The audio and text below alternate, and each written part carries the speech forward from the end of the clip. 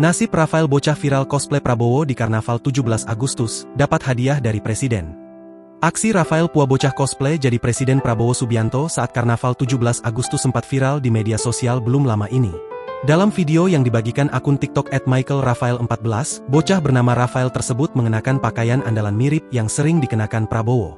Pakaian tersebut berupa setelan safari berwarna coklat lengkap dengan aksesoris kacamata hitam dan peci yang membuat penampilannya kian sama.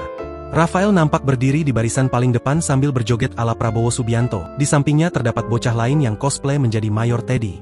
Kreativitas tersebut menuai pujian dari publik karena postur tubuh, wajah, dan gaya berjalannya dinilai sangat mirip dengan Prabowo yang asli.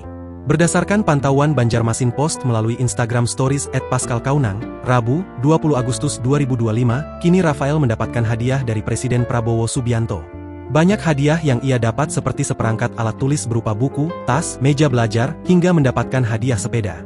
Rafael terlihat muncul dengan kostum safari Presiden Prabowo sambil mengucapkan terima kasih atas hadiah tersebut. Ditemani ayah dan ibunya, Rafael duduk di kursi menghadap hadiah-hadiah tersebut yang telah disusun di meja. Kami dari keluarga terutama Rafael tidak menyangka akan menjadi seviral ini dan tidak menyangka akan mendapatkan hadiah begitu banyak dari Bapak Presiden Bapak Prabowo Subianto dan Bapak Agung Surahman, ucap Mikael, ayah dari Rafael.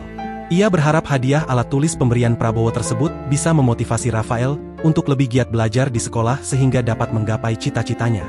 Rafael sendiri rupanya ingin bisa bertemu langsung dengan Presiden Prabowo bila suatu saat nanti berkunjung ke Minahasa.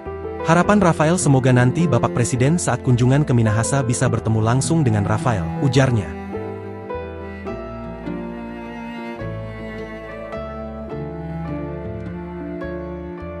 Download Tribun X sekarang, menghadirkan lokal menjadi Indonesia.